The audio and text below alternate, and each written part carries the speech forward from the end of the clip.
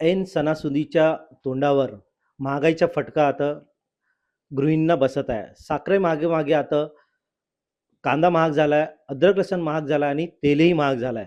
आता गृहिणींचं बजेट कसं चालणार महिन्याचा हे त्याचप्रमाणे येणाऱ्या सणामध्ये त्यांचा बजेट कसं राहणार आपण त्यांच्यासोबत जाणून घेऊ. आपल्यासोबत एक गृहिणी आहे, आपण त्यांच्यासोबत जाणून घेऊ कसं ते मेंटेनन्स करणार आपला जो बजेट बिघडलाय, महागाई वाढला. ताई काय सांगणार आज आता महाग साखरेनंतर कांदा महाग झालाय, अद्रक लसूण महाग झालाय. महिलांचा आता गृहिणींचं बजेट बिघडणार आहे आणि सण पण येणार आहे. काय सांगणार?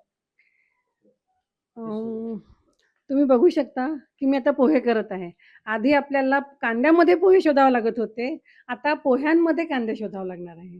कारण कांदा इतका महाग झाला. आधी 4 कांदे टाकायचे ऐवजी आता फक्त एका कांद्यावर आम्ही आलो आहे.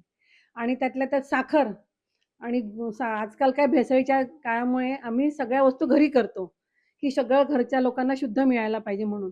पण साखर इतकी महाग झालेली आहे, की काय करावं काय नाही आमचं इतकं बजेट सगळं बिघडून गेलेलं आहे. त्यातलं त्यात तेलही महाग झालेलं आहे. आणि माझा एक गृहउद्योग आहे. त्याच्यामुळे तर मला खूप प्रॉब्लेम झाले, की सगळ्या वस्तू इतक्या महाग झालेल्या आहेत. कांदा, मिरची, तेल, साखर आता साखरेवर येऊन पडलेलं आहे. तर काय करावं? रेट वाढवले तर लोकं ओरडतात, की एवढं महाग वस्तू तुम्ही कशा विकतात? पण आम्ही काय करणार आहे? कारण सगळ्या वस्तू इतक्या महाग झाल्या त्याच्यामुळे आम्हाला रेट वाढवणं भाग पडलेलं आहे. आणि अ, मी एक गृहिणी म्हणून सुद्धा सांगू शकते, की आमच्या घरचं बजेटसुद्धा बिघडलेलं आहे. आधी महिन्याला 2 महिन्याला एक तेलाचा टीन लागायचा, पण आता किती महाग व्हायला कसं करायचं? आणि जॉइंट फॅमिली असल्यामुळे पाहुण्यांचं आवक-जावक असतेच. त्याच्यामुळे विचार करावं लागून राहिले, की काय करावं म्हणून.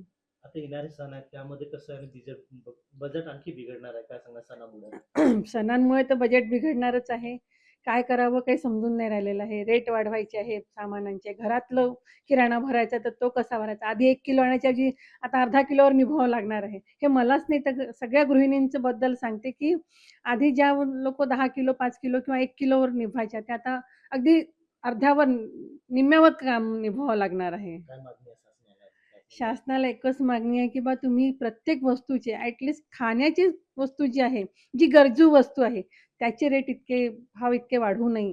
म्हणजे गृहिणींना, जनतेकडे बघून त्यांनी वस्तूंचे भाव बघावे आणि त्यांना सुविधा होईल असं शासनाला विनंती आहे, की त्यांनी असे भाव एकदम वाढवू नये. एकदम सगळ्या वस्तूंचे. पाहिलं की ज्याप्रमाणे साखरेनंतर आता कांदा महागला होता, तेल महागला, अद्रक लसूणही महागला. त्यामुळे आता गृहिणींचा बजेट बिघडला आणि प्रशासनाने याकडे लक्ष दिलं पाहिजे. एकाएकी असं सगळं महाग न होता आणि गृहिणींचा जो महिन्यांचा बजेट तो कुठेतरी बिघडतो आणि येणाऱ्या सणामध्ये पण यांचा बजेट पुन्हा बिघडणार आहे. रवी सपाटे, न्यूज 18 मराठी, गोंदिया.